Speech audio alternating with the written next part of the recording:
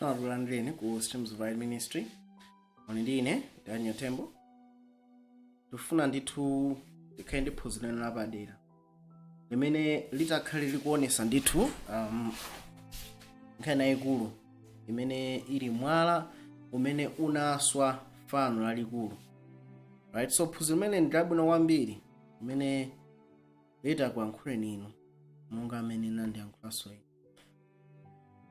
Right, so magawo 4 a ufumu anagonjetsedwa. Tinaona mu presentation imene yangodusa ija timaona za magawo 4 a ufumu amene anagonjetsedwa. Timaona malo omwe ufumu unaliko, usogoleri olamulira ufumu, mapembedzedwe amu ufumu anatha, anthu amu ufumu nawo anatengedwa. So timaona na kuno maulosi a Daniel chapter 2 7 8 9 komanso 11 12 akubwezeresa ufumu wa Mulungu mautunthu. So kuti mu verses mukaonere kufunika kumvesa buku la Daniel tinaona ndithu zimene. So apapa tikufuna tuone ndithu mwapaderadera.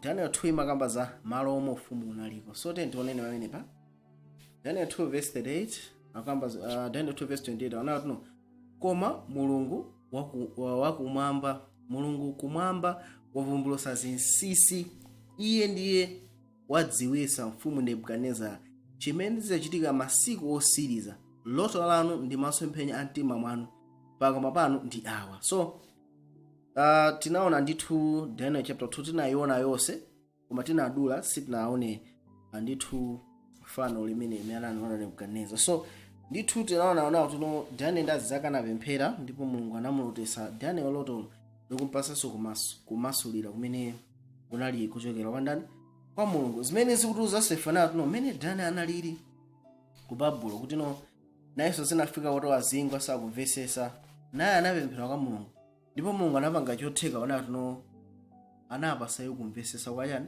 Paulos. Ndi chimodzi inu ndi ine pamene tikukhala masiku sirizana Mulungu akufuna atipase ife kumvesesa kwa yani kwa ulosi, komano kumvesa pamene kukubwera kwa anthu okhawo amene ali ake ene andani a Mulungu. Right, so izizi zikuchitika makamaka kumapita chani anthawi.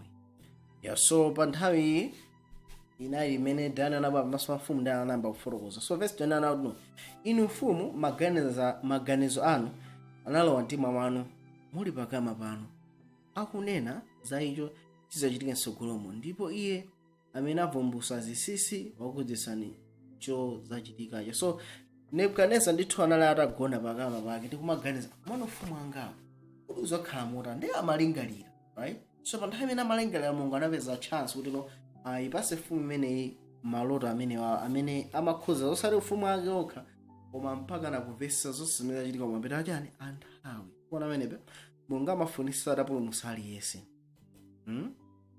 So tikaona pamene papa chochitika chani Daniel 2 verse 8 kuti yani koma ine chinsinsi ichi sichinavumbulutsidwe kwa ine chifukwa cha nzeru ndili nayo yakuposa wina aliyense wamoyo, koma kuti kumasulirako kudziwike kwa mfumu ndi kuti mudziwe maganizo a mtima wanu. So tikamayamba vesa ulo si nkhani ya nzeru yathu iyayi kumakhala chifukwa chachifuniro cha ndani cha Mulungu. Right, tiyandipirize ndaona kuti yani verse 31 akunena kuti no inu mfumu munapenya ndi kuona fano lalikulu.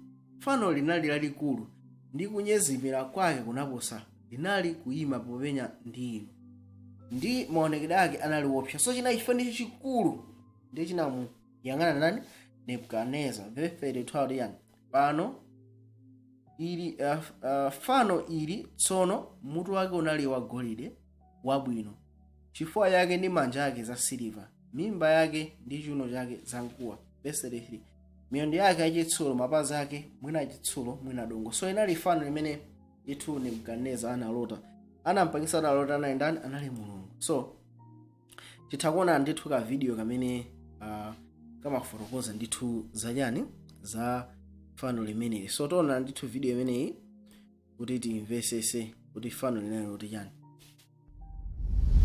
So naitenga video imeneyi ku Bible Scenes. So moto wa golide tikutha kuona chest manja zamkuwa, mimba ya chest ndi manja ya silver, mimba ntchafu za mkuwa, miyendo ya chitsulo, mapazi chitsulo mdongo. So mutu umenewo unali wagolide. Ina chifano chake chofanana napo chonchi, right? So ndithu chinayi chifano cha maonekedwe woopsa, mutu wa golide, manja ndi chifuwa chachani cha siliva, mimba ndi ntchafu za mkuwa, miyendo inali yachani ya chitsulo, mapazi anali a chitsulo komanso ndi chani ndi dongo. So chimene anaona Nebukadineza chinayi ngati chili chimenechi. So tipitizeni pa verse 34 kuti chani, Daniel 2 verse 34, munali chipenyere kufikira mwala unasenda popanda manja umene unagunda fano pa mapazi ake okhala chitsulo ndi dongo nuwaphwanya, right? Pamenepo chitsulo, dongo, mkuwa, siliva ndi golide zinaperedwa pamodzi nizisanduka ngati mungu wa madwale amalime, ndi mphepo inaziwulusa osapezekanso malo awo, ndi mwala udagunda fanolo unasanduka phiri lalikulu nudzaza dziko lonse lapansi. So akuona zonsezi, Nebukadineza anaona mwala usemera popanda manja, mwala amene unakamenya mapazi a chifano chisechi, chifano chikunyenyeka ndipo mphepo unachiwulusa, ndipo mwalawo unayamba kukula nudzaza chani dziko lonse. So awanali maloto amene Nebukadineza anaona. So tingoona ka video kamene kamafotokozako za chinthu chimenechi. So tona ma videos awiri, nthawi zambiri kungofotokoza sizimamveka, koma mafunika kuti ndithu munthu aone ndithu tizika zithuzi ndi ma video. Tendone video imene yakuti chani, titi panga play.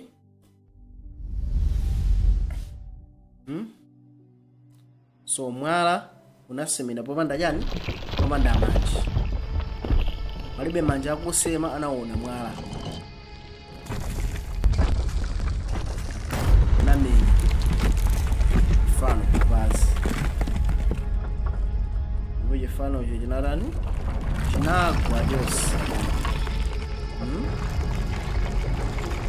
Mano nthawi zina mukatenga mavidiyo ena samayika zonse zimene baibulo linafotokoza.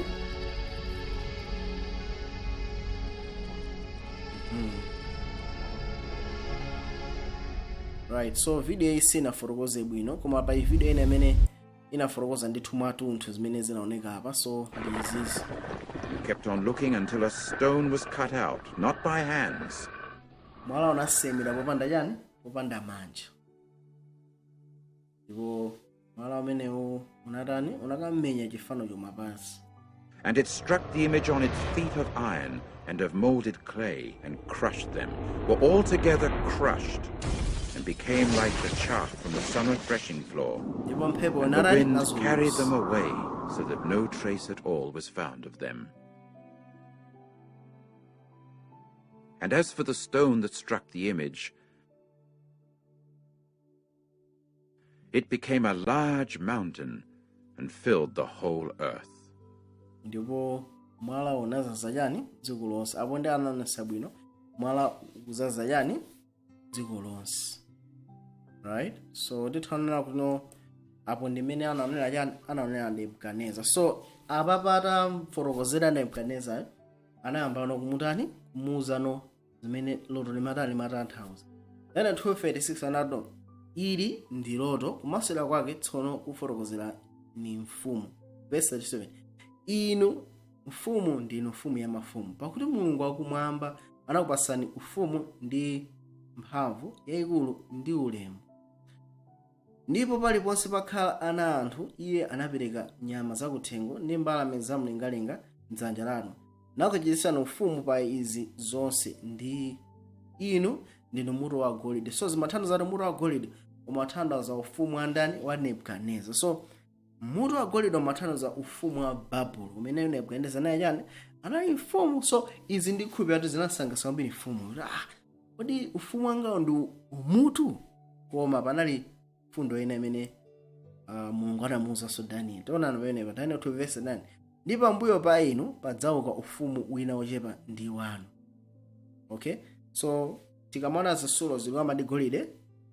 Golide ndi chisulo ndithu chandonga para kena mabwa ya silver. So tikama ndi golide kumaona kuti iyayi pambuyo pa inu padzauka ufumu wina wochepa ndi chani ndi wanu, kuthandizana kuti no mene mafumu azichoka wina ndikubwera sazichoka ndikubwera chifukwa cha mphamvu za mafumu iyayi. Tikaona muno bwino umakhala ufumu waukulu umene umagonjetsa ufumu waung'ono. So apa kuna kuti iyayi ufumu wina ukamazabwa zakhala ochepa ndi wanu, mwachitena zimene Mulungu anena ndi zimene Mulungu atalolera zitani zichitike, padayi ndi Mulungu. So akuti ufumu wina uzabwera ochepa ndi wanu, ndi ufumu umeneyo tikaona mu mbiri history atachoka Babuloni pamene panabwera Amedi ndi Aperezi. So ufumu wachiwiri chokera ku Babuloni ufumu wa Amedi ndi Aperezi ndawapitiza ndani ndi ufumu wina wachitatu wamkuwa ukuchita ufumu pa dziko lonse lapansi. Amedi ndi Aperezi anazagonjesana ndi Aheleni amene akutchedwa tino ufumu wachani wamkuwa umene umayimimba ndi ntchafu za kuwa, right? 40 ndati ndi ufumu wachinayi udzakhala wolimba ngati chitsulo, popeza chitsulo chiphwanya ndi kufokesa zonse, ndipo monga chitsulo chiswa zonsezi udzaphwanya ndi kuswa. So tikaona bwino ufumu wachinayi umene unabwera ufumu wa Roma umene unagonjetsa Aheleni. Ufumu umene ndo umene unachita ufumu pa dziko lonse lachani lapansi. So tikapita kumbiri tonatu pana anayamba ndi Babuloni, Amedi ndi Aperezi, andani Aheleni kena kono Aroma. Mbiri ikusatira says and this is done anaoneseda ili nthawi chani ya Nebukadineza, ndipo Mulungu sana alakwise yayi. Ndiye tikaona muno bwino Daniel 12:4 no ndipo munaona mapazi ndi zala zake, mwina dongo la umba, mwina chitsulo, ufumu udzakhala wogawanika, koma momwemo mudzakhala mphamvu ya chitsulo, popeza mudaona chitsulo chosakanizika ndi dongo. Verse 42 ndi zala za mapazi, mwina chitsulo ndi mwina dongo, momwemo ufumu mwina olimba mwina ogamphuka. 43 ndipo munaona chitsulo chosakanizika ndi dongo, iwo azadzisokoneza ndi ana anthu wamba, koma sadzaphatikizana, monga omwe chitsulo sichimaganizikana ndi dongo. So apa kunena kuti no ufumu waumapeto anthawi Aromawa azakhala ngati no pabwerano dongo zaphatikana. So monga dongo ndi chitsulo, dongo uthalumba pa chitsulo koma noleka pakuma imagamphukapo. Ndakuti ufumu umene uzakhala olimba wina uzakhala ofewa, koma anthu azayesa kuti no zinthu zikhale pamodzi, ukhale ufumu umodzi, koma sizatani sizatheka. Azayesa kuzisokoneza ndi ana anthu, koma sizatani sizatheka. So ndiye tionena kuti no kodi ulosi umene unakwaniritsidwa, right? So tikamaona mu mbiri Babuloni ufumu umene history imatoza feno unalipo zaka za 606 mpaka 539 BC pamene Amedi ndi Aperezi analipo ndithu kuyambira 539 mpaka 531 BC. Ndithu ufumu umene wa Aheleni unalipo kuyambira 331 mpaka na 168 BC pamene Aroma analipo 168 mpaka na 476. Chinachitika mchana mu 476 AD ufumu wa Roma unagawanikana. Germanian tribes anapeza ufulu wa Roma ndi anayamba kuzilamulira, ndipo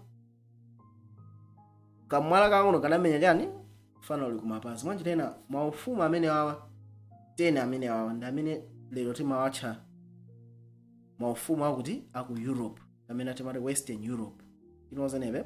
So maufumu amene wawa alipo mpaka lero. So tionene wene mafumu amene wa Roma atagamphuka, right? Tikaona mapazi amakhala ndi zala 10 ene zimayimira maufumu 10 matona atatu anachosene tena kuno Roma itagwa mafumu amene anapeza maufulu awo panali Alemani amene lero timati German, ma Anglo-Saxons lero timati Britain, ma Burgundians lero timati Switzerland, nthawi imene ona ma France lero timati a France, ma Heruli anaonongera. Tizaona tikamapanga Daniel chapter 7 ulosi fanya ma Heruli anaonongera. Pana ma Lombards lero timati ma Italians, ma Ostrogoths nawso anaonongedwa, ma Suevi lero timati Portugal, ma Vandals anaonongedwa. Ndio kuna ma Visigoths amene lero timati ma Spaniards amene anthu aku Spain. So anthu amene wa mafuku 10 of which atatu anaonongedwa, right? Koma pa nthawi imene amapeza ufulu 7 amene anasala. So tionatu mafuku amene wawa lero tinawo mpaka lero andakuti akhalapo mpaka Yesu akazatani akamazabwera kamwala kakuno kakomika mfumu andani wa Yesu Kristo. So anakamba zonena tuno maufumu amene awa zisakaniza ndi ana anthu.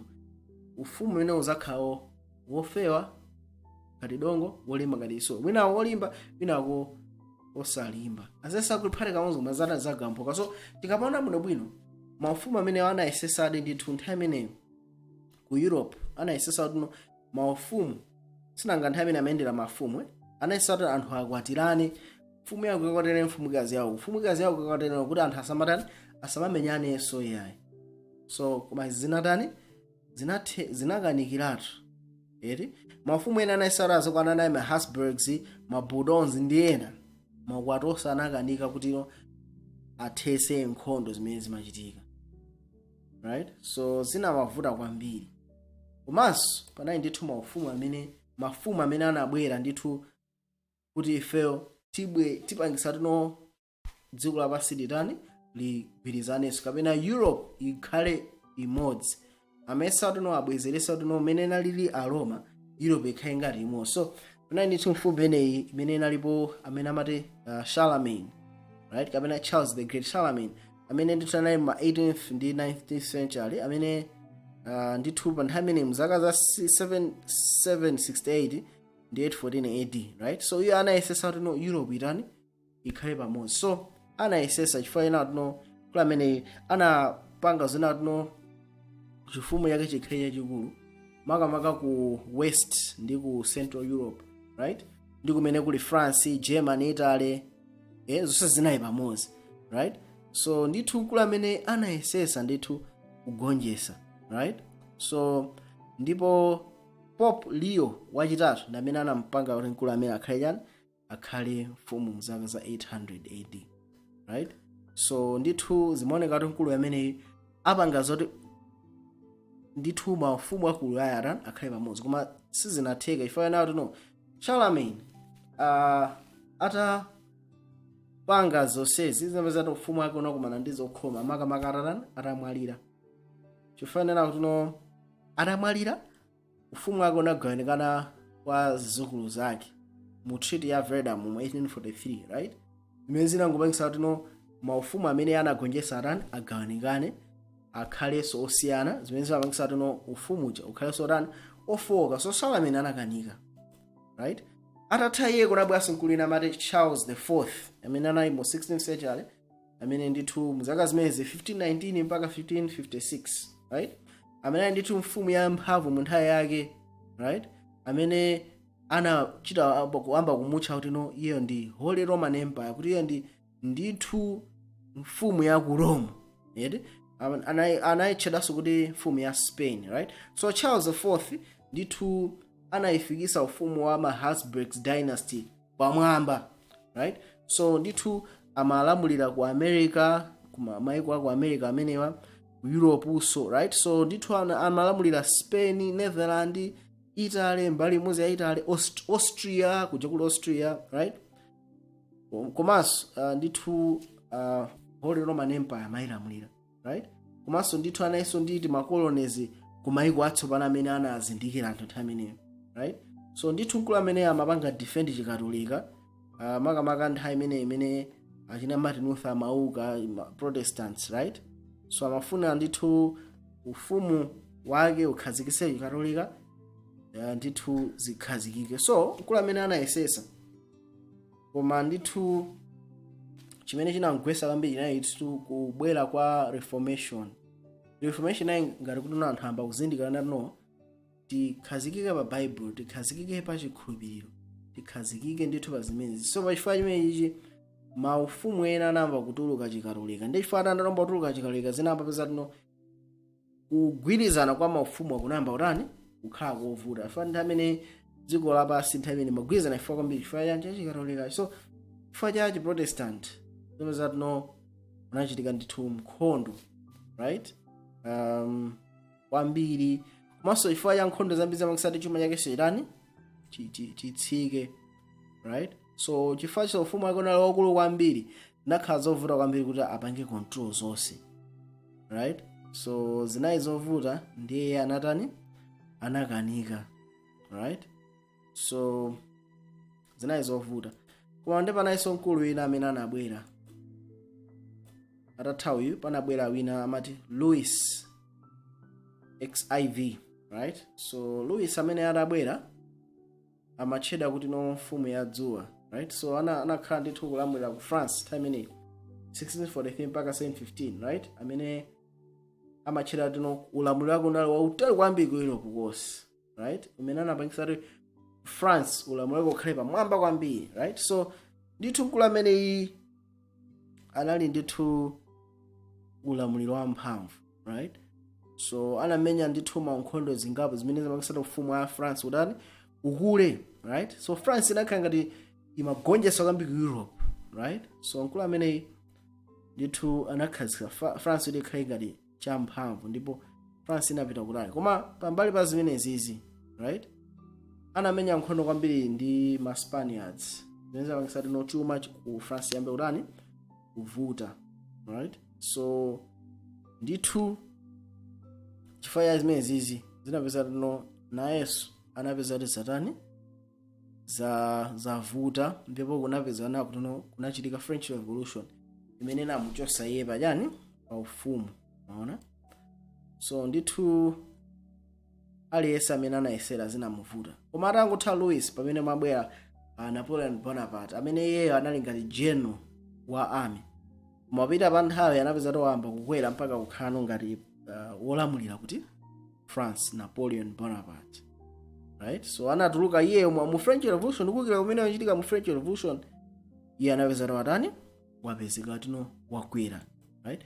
So ndithu Napoleon ameneyo anathandizira ndithu zinthu zambiri ku France ko, right? Kumasana amamenya nkhondo ndikumatani ndikumawina, ndikupeza atawakuwonjezera malo amene France imatani imalamulira, right? Anapeza ku Central Europe agonjesa, Italy so agonjesa, komano mavuto amene anachitika, right? Ndi Peninsula War imene amamenya Portugal ndi Spain, right? Komano amathandizira ndi Britain, right? Napeza tino zinapeza no chuma chake chonse chinapeza tani amamenya nkhondo ndi Spain ndi Portugal, zimene zimathandiza ndi Britain, right? So napeza chuma chake charani chathaso kumeneko. Komanso imene ankafuna akalowerere ku Russia amene kuzinapeza tani zasonga ifatu nayi ndithu chisnow kwambiri, right? So ndithu zimene zinatani zinavuta kwambiri. Komanso chinanso chimene chinachitika ndi vuto la Waterloo, right? Battle of Waterloo inamuvuta basi anakanikaso. So anthu onse amene anayesesa kubwezesa Europe zinawavuta. Kenako ndazabwa mkulu ina amati Emperor William II amene anali ndithu Kaiser wa ku Germany, right? Ndithu anali king wa ku Prussia amene analamulira kwa 1880 mpaka 1918, right? Ndithu zimene anapanga yezo zinawapanga ndithu kubweresa makamaka kwambiri kwa nkhondo yamba ya dziko lonse la World War I. So amene anapangisa nawo tuno Germany ndithu ikhale yamphamvu, ikhale ya industry, izipanga zinthu, right? So ndithu mkulu ameneyo anapangisa no Germany ikhale ndi zimphamvu, right? So anamapanga zonena kuti no iyeyo zinapangisa no zimene anapanga zinapangisa no anthu apezera atani akangana kufikira nawo tuno nkhondo yoyamba yabadziko lapasi natani inabwera. So iye anapanga support Austria-Hungary, right? Makamaka Archduke Ferdinand amene anapanga history atawomberedwa, iye ndi amene anapanga support kwambiri Austria and Hungary, right? Zizina makasali Europe ijekhayeso ngati atani yagalina kwambiri. So nkhondo iyi ndi imene anapangisa so even Germany inatemeza atani yaluza. So mkulu amene zinamvuta so panga unify. Kena kunabwera mkulu amene amati Hitler, Adolf Hitler, right? Amene ndi ambiri tikumuziwa mu 1933 mpaka 1945, right? Ndi amene anapangisa so kuti kukhale nkhondo yachiwiri yayikulu pa dziko lonse lapansi, right? Mkulu ameneyo ndithu arabwera anati Germany ibwerereso kunjani kuchuma, anamba kupanga zinthu chani, right? Anasosanaso ndi zonse zimene anthu anagwirizana mu Treaty of Versailles kumapanga zake basi, right? So ndithu anamba kugonjetsa ndithu maiko ena kumatenga iyeyo, right? Koma vuto lake kudachitika nkhondo yachiwiri pa dziko lonse lapansi, anatapanganso naye anatani anakanika. So tanaona kuti anthu onse anakanika kumalizira pamene tikubwera ndi EU tinayo mpaka lero, right?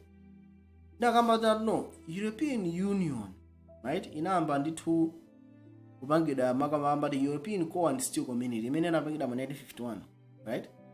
Kena kwena sasinthira kuti itchedwe European Economic Community mu chaka cha 1957, right? Komano EU imene timayizira lero anayisayinira ndithu mu treaty ya 1933. So EU ndi yakumpani, right?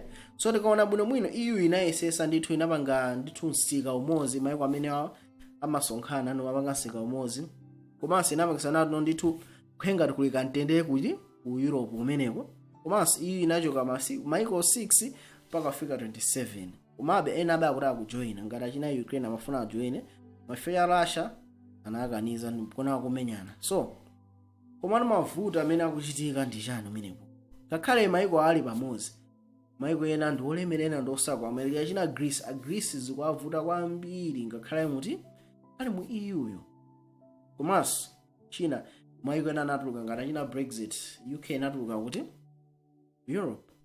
Komanso China ndi political fragmentation, maiko ena amafuna zawo zichitika kuiwala za EU. So ngakhale zili chonchi zikuvutabe kuti no EU ikakhazikitse chani umodzi. So taona bwino na kuti no anthu onse amene anayesesa kuti apangisa no mapazi amene achisulu ndongo akhale pamodzi zikuwavuta. Choyambirira maukwati anakanika, kwa amene Charlemagne Charles anakanika, Charles IV anakanika, Louis anakanika, Napoleon anakanika, Emperor William anakanika, Hitler anakanika, onse. Maso lero Europe ikuvutikabe kuti ikhale pamodzi ndi EU. Ulosi ukwaniritsidwa ndithu. Koma ulosi sunangothira pompa yayi. Daniel anafupiriza fotokoza Daniel 2:35 yani.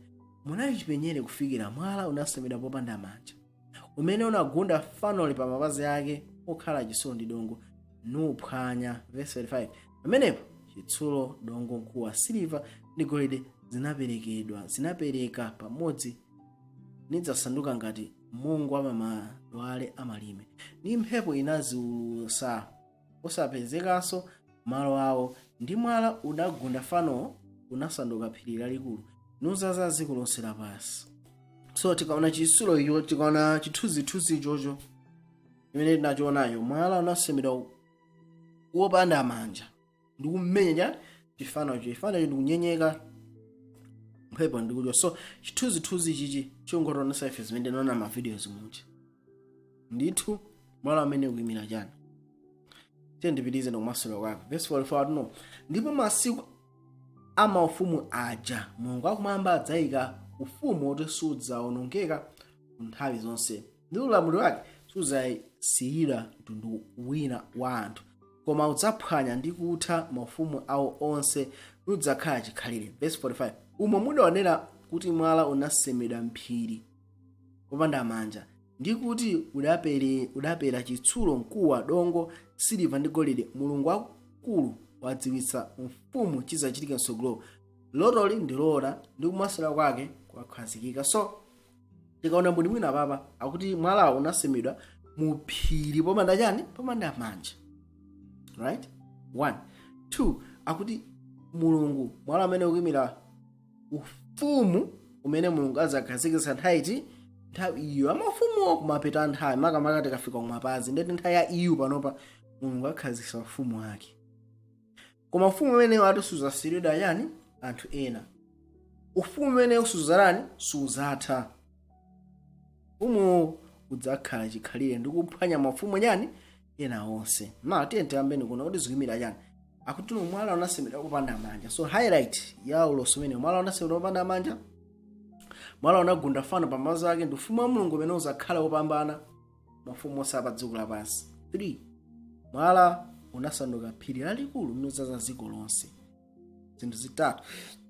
So tikhala tikuona kuti zikuyimira chani. So 1 koda akamati mwala unasemedwa popanda manja, tikaona bwino zitsulo zimene golide, siliva, mkuwa, dongo, iron zonsezi zimachita kusemedwa ndi anthu, zimakumbidwa ndi anthu.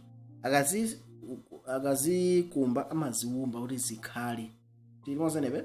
So zimatengera anthu kuti azikhale. So mafumu amene anachita pangidwa ndi anthu. Ngati Nebukadineza anakhala pasi khandame yake chani ndikukhazikitsa chani ufumu. Chimozimozi ena oseyacha. Kumano ufumu sizoti munthu akukhala pasi kuti atona ntende pange ufumu. Ndi chinthu choti Mulungu akupanga mwa yekha. Ufumu umene usikusemedwa ndi anthu. Ufumu wa Malawi ndi ufumu umene akupanga Mulungu mu mphamvu yake kuzera mwa mzimu wake.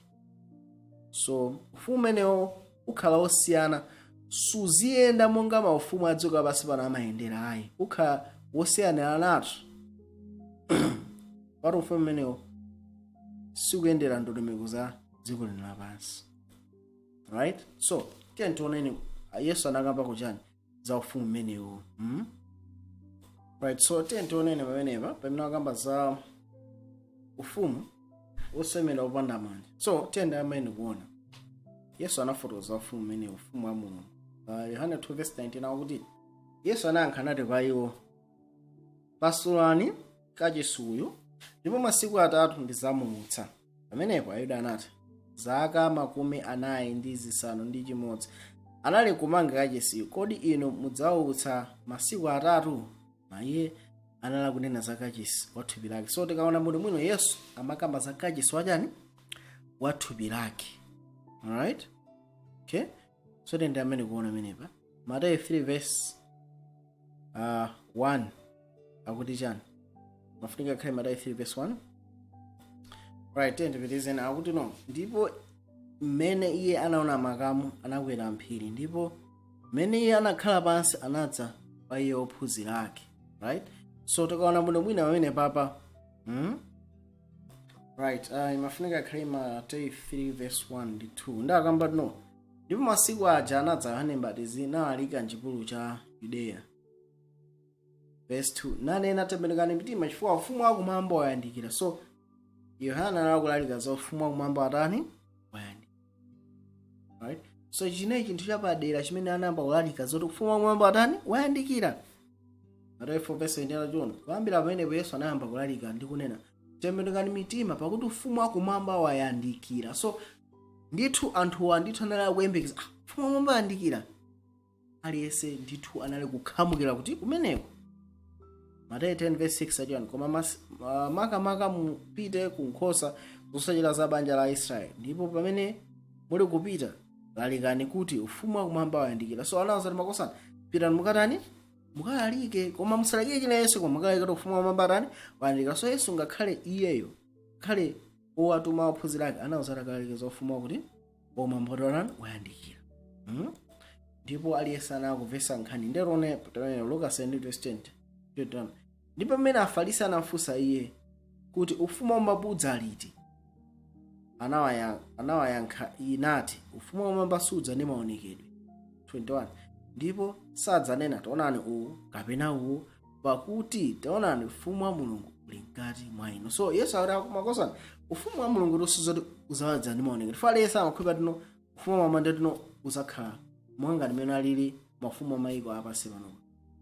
Oti kati ufumu wa dziko lamani lokhala pakhala mbendera ake asilikali chani president ufumu wamambole chani linkati. Nkona dalenga vesi yamene Yesu anakamba zina kuti no pasulani kachisi nzamanga masiku atatu makamba zake za thupi lake. So ufumu wa Mulungu ndi ufumu umene mzimu wa Mulungu ukhala m'matupi athu akachisi athu. Umene ndi ufumu wachani wa Mulungu. Ndifuna iye pa ubatizo wake Yesu Khristu anazozera mwangati iye amene akufunika akhale otumikira Yesu Mulungu pa dziko lino lachani lapansi kuti akaonesere ufumu wachani wa Mulungu. Luka 19:12 atiyani pamenepo anati munthu wa fuko lomveka ananka kudziko kwakutali kuzilandira yekha ufumu ndi kubwerako. So akuti makosana ufumu wa Mulungu lichonchi ngati munthu amene anapita kudziko latali kulandira ufumu kenako kutani ndi kubweranso. So Yesu Khristu tiona kunawo tino atatha kutumika pa dziko lapansi anapita kumwamba anakazilandira ufumu umene pakuzera mu ufumu umenewu iye akulamulira mitima yathu, koma pakupita pa azatani azabweranso. So panopa Yesu akulamula ngati mfumu ya mitima mwathu, ufumu wa chisomo, koma pozabweranso azakhala abwera ngati mfumu wachani wa ulemerero. Tinozenepe Mateyu 13 verse 33 fanizo lina ananena kwa iyo ufumu wakumwamba uli wofanana ndi chotupisa ikati chimene mkazi anachitenga nachibisa miyeso itatu ya ufa kufikira onse onatopa. So Yesu Khristu tikamakamba malo osambira amakamba ali Yesu Khristu ndiye mkati, right? So mkati tikayika chotupisa umapezera utani wachuluka. So moyo wolungama amene ali mwa Yesu Khristu sumafunika ngokhala mwa iye yekha. Moyo umene umafunika utupe ukule uzaze mwa ife tonse. Ndipo chifukwa chimene Yesu Khristu anayamba kupemphera Yohane 7 verse 5 ndipo tsopano Atate inu lemekezani ine ndi inu nokha ndi ulemerero umene ndinali nawo ndi inu isanakhale dziko lapansi. So Yesu Khristu amafuna ulemerero umene anali nawo dziko lisanakhale. Amapemphera zimenezo kwa chifukwa cha inu ndani ndini, right? Kodi Mulungu anayankhadi pemphero la Yesu? Tendoneneva Machitidwe chapter 2 verse 16 koma ichi ndi chimene chinanenera ndi mneneri Yoeli. Ndipo kudzale masiku osiriza anena Mulungu, ndidzathira cha mzimu wanga pa thupi lililonse, ndipo ana anu aamuna ndi akazi adzanenera, ndipo anyamata anu adzaona masomphenya, ndi akulu anu adzalota maloto. Ndipo akapolo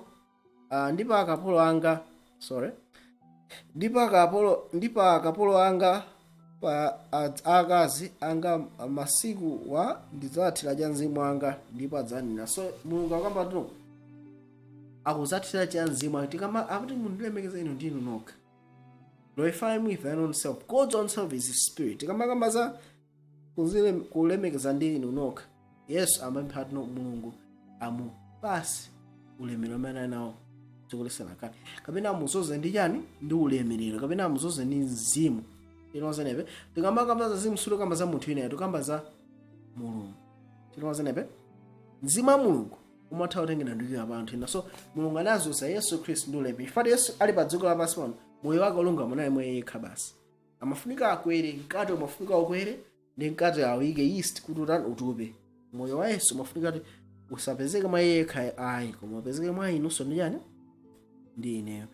And zimene zinachitika Machitidwe chapter 2 verse 32 ndi 34 na kuti no Yesu ameneyo Mulungu anamukitsa za ichi tili ndi mboni ife tonse. Verse 33 potero popeza anakwezedwa ndi dzanja lamanja la Mulungu nalandira kwa Atate lonjezano la Mzimu Woyera anatsanula ichi chimene inu mupenya ndi mumva. So Yesu Khristu pamene anagonjetsa tchimo ndi imfa anakwera kumwamba ndipo anazozedwa ndi ulemerero wa Atate, anazolandira lonjezano la Mzimu Woyera. Kenako pachifukwa chimene Yesu athamapezekano malo onse kuzera mwa yani mwa Mzimu. And Yesu Khristu akutani akutisanula ife moyo wake, moyo wa chigonjetso, moyo umene sunachimweko. Ndi ufumu wa Mulungu. Pajanati ufumu wa Mulungu sudzani maonekedwe, koma ufumu wa Mulungu uli ngati mwa ndani? Ngati mwa. So zimene zinachita pa Pentecost ndi chiyambi cha ufumu wa ndani? Wa Mulungu. And zimene zikumwamba zinachitiranso mboni. Chimbuzo 5 verse 10 mpaka 10 kwamba tuno ndipo amene anatenga bukhulo za moyo zinayi ndi akulu makumi awiri mphambu zinayi zinagwa pansi pamaso pa Mwana Wankhosa, zonse zili nawo azeze ndi mbale zagolide zozala ndi zofukiza ndi zimapemphera oyera mtima. Ndi mu verse 9 akuti yani ndipo ayimba nyimbo yatsopano ndi kunena muyenera kulandira bukulo ndi kumasula zizindikiro zake chifukwa mwaphedwa 1 ndipo mwagulira Mulungu ndi mwazi wanu anthu amafuko onse 2 ndi manenedwe onse ndi mitundu yonse. Ndipo verse 10 ndipo mudawayesa iwo ufumu ndi ansembe kwa Mulungu wathu ndipo achita ufumu pa dziko 3. Mwaona wenepe? So akuti munawayesa iwo ufumu wa ansembe kwa Mulungu wathu ndipo iwo achita ufumu pa dziko. So tikamakamba za zokhuza ufumu wa Mulungu, kwa Mulungu kuyamba pamene anthu Yesu Khristu agonjetsa tchimo, ndipo moyo umene wogonjetsa ukupasidwa kwa inu ndi ine kuzera mwachani? Mwa Mzimu. So ufumu umenewu ukamba ngati ufumu wa chisomo. Kenako pamene sakubwera ukuzakhazikitsidwa ngati ufumu wa chani wa ulemerero. Pa Kolose 2:1 verse 26 and 27 akamba zonena kuti no ndiwo chinsinsi chinabisika kuyambira pa nthawizo ndi kuyambira pa mibado koma anayochionetsa tsopano kwa oyera mtima. Verse 27 kwa iwo amene Mulungu anafuna wazindikirisa ichi chimene chili chuma cha ulemerero wachinsinsi pakati pa mitundu ndiye Khristu mwa inu chiyembekezo cha ulemerero. So Kristo mwa ife ndiye chiyembekezo chanu cha ulemerero, ndiye chinsinsi, ndiye ufumu wa ndani? Wa Mulungu. Right? So izi zimene zinachitika. Now tikamaona pachiyambi Lucifer anawukira ufumu wa ndani? Wa Mulunguwo. Tiye tionene pamenepa Yesaya 14:4 pamenepo udzayimbire mfumu ya ku Babuloni nyimbo ya chinsinsi ya ichichi, ndikuti wovuta wathadi, mudzi wa golide wathadi. So tikamakamba za mfumu ya Babuloni akukamba za Lucifer. Chifukwa chani? Verse 12, wagwada yochokera kumwamba iwe nthanda, mwana wa mbanda kucha, wagwetsedwa pansi iwe wolefula a mitundu. Verse 13, ndipo iwe unati mtima mwako, ndizakwera kumwamba, ndidzakweza mpando wanga wachifumu pamwamba pa nyenyezi za Mulungu, ndidzakhala pamwamba pa phiri la Kamu, malekezero akumpoto. Verse 14, ndidzakwera pamwamba pa mitambo, ndidzafanana ndi wamwambamwamba. So Lucifer apa amene ali ayi, ine ndidzakwera pamwamba, ndidzafanana ndi wamwambamwamba. Machitire Lucifer zimene amene alizono, ufumu wanga uzakhala wapambana kuposa ufumu wa ndani? Wa Mulungu. Ufumu wa Mulungu aliyense amakhala zeda ndi mzimu wake. Pene ufumu wa Satana ya amene ali ayi, ine ndipanga ufumu ine amene aliyense angofunika zile zabwino mzoyipa, kenako munthu azitha kusankha ziyani? Zabwinozo. Ndi ufumu mene anthu atakhala abwino popanda ndani? Popanda Mulungu. So ufumu wa Satana ndi umene. So Lucifer pachiyambi anawukira ufumu wa ndani? Wa Mulungu. Tinozenepe ndiye tikaona bwinobwino Mulungu anayambasa nthawi kuti fine ndiye ndipanga ufumu wako. Babuloni inakanika, amene ndi Aperezi inakanika, mafumu onse anakanika, ndipo ufumu wamalizirawo umene kuti Ulaya ukanikanso, andifairo akanika. zaonesera kuti ndi ufumu wokha wa Mulungu umene ungapange anthu olungama. Tizaona zimene ziti kama Daniel chapter 7 apo na moment club verse 15 ajana, koma udzasisidwa kunsi kwa kumanda kumalekezero azenje. Verse 16, iwo amene akuona iwe adzakuyanisisa iwe, nadzalingalira za iwe ndikuti, kodi uyu ndi munthu amene anatutumirisa dziko lapansi, amene anagwedeza maufumu? So anthu ati Mulungu azachita izizi, anthu azafika, kodi Lucifer ndi amene analefula mitundu, ndi amene Yuda amene amavutisa? Ada anthu osazatani azafika ponena zimene zifayani zaoneseratu tuno ndi ufumu wokha wa Mulungu umene ungapange anthu olungama. Tikaona pa Luka 4:5 adiyani, ndipo mmene anamsogolera anakwera naye namonesa ye mafumu onse a dziko lokhalamo anthu kamphindi kaang'ono. Verse 6, ndipo njerekeza nati kwa iye, ine ndidzawupatsa inu ulamuliro wonse umenewo ndi ulemerero wawo, chifukwa unapekedwa kwa ine ndipo ndiwupatsa kwa iye amene ndiufuna. So tikaona muno bwino even Lucifer amene ati ayo mafumu a dziko lapansi pano ndi aine. Tikaona muno bwino mafumu a dziko lapansi pano amakhala ndithu ama principles popanda Mulungu. Wana amayika maphunziro kuti munthu akaphunzira amakhulupirira ndeto zakhala ndithu mdindo wabwino wapadziko. Mamanzara anthu ena asamvera ndi amayika chani apolisi azamanga anthu amene sakumva. Kena kamazanso mayiko ena onso sizitheka ndi amayika ame kuti aziteteze. So tikaona muno bwino mafumu a dziko lapansi pano amayesesa ndithu kuti no apange anthu abwino popanda input ya Mulungu. So Lucifer mafumu onse ndi anga. Tikaona muno ma principles za mafumu a dziko lapansi pano amayendera principle ya ndani ya Lucifer, principle ya external pressure, force, external control, right? Ndi anamuza Yesu atikupasa mafumu iwe ungonigwadira. Of course zali Yesu anagonyesa Aisraeli sanatani sanangwadira. Ngakhale Pilato usida ndi Yesu audiyani Yohane 11:5, Pilato anankha, ndili ine Myuda kodi? Mtundu wako ndi ansembe aakulu anakupereka kwa ine, wachita chiyani? Verse 6, Yesu anankha, ufumu wanga suli wa dziko lino lapansi.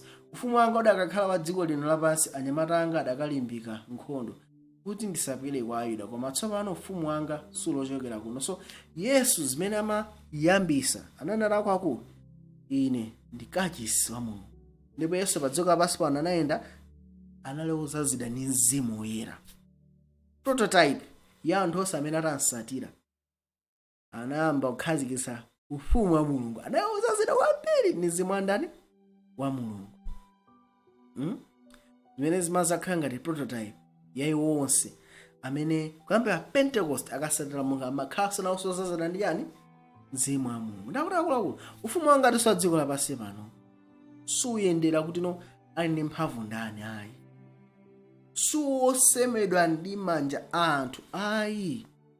Dakhati ziliyonje anthu adanganamenya nkhondo. Mafumu anga ndi osiyana. Ufumu umene uli mkati mwawo, ufumu umene uli ndi moyo wa Mulungu Atate, moyo wa Mwana mkati mwa kumene ndi ufumu. So paito tanda anafuna kumasula Yesu payo koma tuzati zinakanifa Ayuda. So tikaona muno bwino pati ufumu wa Mulungu ndokhawo umene kwambira zaka 2000 wanopa ukupitirira zionesera ndi ufumu wa Mulungu okha umene ungapanga anthu olungama. And zimenezo zikaonekera kumamba kuzapanga register kuti anthu so 11:15 aliyani. Ndipo ngelo wachisanu ndi chiwiri anaomba, ndipo panakhala mawu akulu mmwamba ndikunena ufumu wa dziko lapansi wayamba kukhala wa Ambuye wathu ndi wa Khristu wake, ndipo azachita ufumu kufikira nthawi za nthawi. Tawana menepe chigamulo chizadza monga ngati mene chigamulo chinaona ufumu wa Babulo kuti no uwu tawuyeza mwayezeda ndiopezeka odani operewera. Ufumu inanso unapeseda nthawi kuti uonesere. So Lucifer kusera maufumu amene awayesesa Babulo unakanika utayezeda wanoze Mulungu aperewera. Amini daperesi ndiri ufumu inanso ufunikana uyezede angakhale ufumu wa Yesu Khristu ukuyezeda nkona waloda kuti no ulamuliro kamba 2000 zaka zapitazo mpaka lero aKristu akubata somasomano, aKristu akubwera andi zikupirira mpaka umapita nthawi andi Mulungu akuyeza ufumu. Tinozenepe ukuyezedwa ndithu umwambako andi zikuzafika ndana akulu mafumu a dziko lapansi panopa amakhala Ambuye wathu ndi Khristu wake. Mwanjira ena ndi nthawi yakuti no ulamuliro wa dziko lapansi pano ukulandidwa chosedwa kwa iye amene amazitcha kuti iye ndi mfumu ya dziko lapansi ukupasidwa kwa ndani kwa Yesu Khristu kuti iye ndiye mfumu yeniyeni ya dziko lapansi. Ndipo chifukwa chimenechi akufunika abwerenso kachingati kachiwiri, ndipo ufumu wake ukuphwasula mafumu. So ufumu wake ukubwera ngati kamwala kang'ono. Paja Yesu Khristu ndi mwala wa pangodya amene unakanidwa kamwala kakang'ono, koma kamwala aka kakupanga zazikulu fati kuyezedwa ufumu wake kuonesa ndi upambana. Pachifukwa chimenechi pakulengezedwa ndi ufumu umenewu ndi okhala amene ukulamulira. Ndipo pachifukwa chimenechi Yesu abweranso kachiwiri ndikuononga mafumu onse, ndipo ufumu wake uzaza dziko lonse lapansi. So chigamulo chimene ndi ufumu umenewu umene uli m'mitima mwathu ngati kamwala kang'ono chikazavomerezana kuti ufumu umene ukhale ufumu wa ulemerero. Thandizana kuti ufumu wa pa dziko lapansinso ukhalenso ufumu wa Yesu. Pamenepo ndithu mwalawo wazaza dziko lonse lapansi ngati phiri. Verse 16 ndipo akulu makumi awiri mphambu anayi anakhala pamaso pa Mulungu pa mpando wachifumu yawo, anayoka nkhope yawo pansi pa mbale ya Mulungu. Verse 17 nati tikuyamikani Ambuye Mulungu wamphamvu yonse amene munali popeza mwadzitengera mphamvu yanu yayikulu ndipo mwachita ufumu. So tikuona kuti ufumu malizira amene Mulungu akukhazikitsa ndi ufumu wa Yesu Khristu pa dziko lapansi. Daniel 2:46 pakumva zimene zizi Nebukadineza anatani.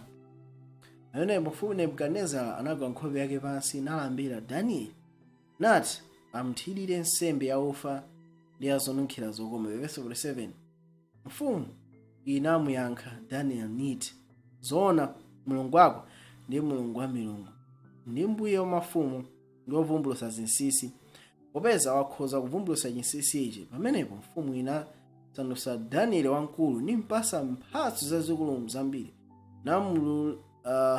namulamuliritsa dera lonse la ku Babulo, nakhala iye kazembe wamkulu wa nzeru onse a ku Babulo. 49 pamenepo Danieli anapempha mfumu, ndipo anayika Shadraki, Meshaki ndi Abednego ayang'anire ntchito za dera la ku Babulo, koma Danieli anakhala m'bwalo la mfumu. So tikutha kuonera kuti chifukwa chimene Nebukadineza anagwa nkhope yake basi kumulambira Danieli ndikumupangira nsembe chani tunati Danieli iweyo basi ukhale number 1 after ineyo. But Danieli anapempha anzanga aso nawo apase chani maudindo. So ichi inayi encounter number 1 pakati pa Mulungu ndi ndani ndi Nebukadineza, kumuonesera kuti pali Mulungu wina wamphamvu wosa milungu ya ku Babulo, kuti Nebukadineza akafika potani potembenuka. So ichi ndi chinthu chachikulu chinsinsi chimene Mulungu anaonesa mfumu imeneyi ya ku Babulo. Ndikhulupirira kuti mwadalisidwa ndikhulupirira kuti mulungu arani akuyankhulani pa nthawi imeneyi. Mwina sanamalize ndikhulupirira kuti muna mwadalisika komanso mmafunanso ndithu mutakhala titati kumani musonkhano, ndipo takonza ndithu 2024 Bible Conference ndi ya masiku 5. Masiku amene wa 5 tikhale wenga mawu mulungu, tikhale kugawana mawu mulungu. Madeta ake ndi ameneyo 23 mpaka 29. 23 ndi tsiku lofikira, 29 ndi tsiku lonyamukira. So ndithu ndikumpamba CDSS kumpoto. Charges ndi yaulere, msonkhano ndi yaulere, nkhani yayikulu kuti mukapezeka kumeneko mupange register.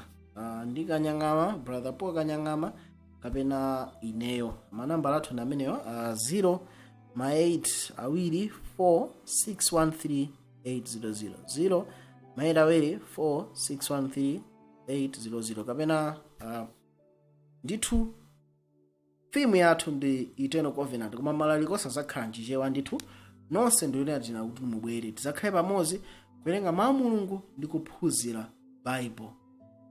Right? Mulungu akudaliseni ndithu uthenga amenewo ugaweni, kugawa linki, kugawa uthenga wa conference tiyendeka kumeneni kumeneku amene dzina la mulungu ndi mawu ake atakhala katani akukwezedwa. Mulungu akudaliseni. Tikumananso pamene tikupanga Daniel chapter 3 ndi ma chapter osatira. Mulungu akudaliseni. Amen.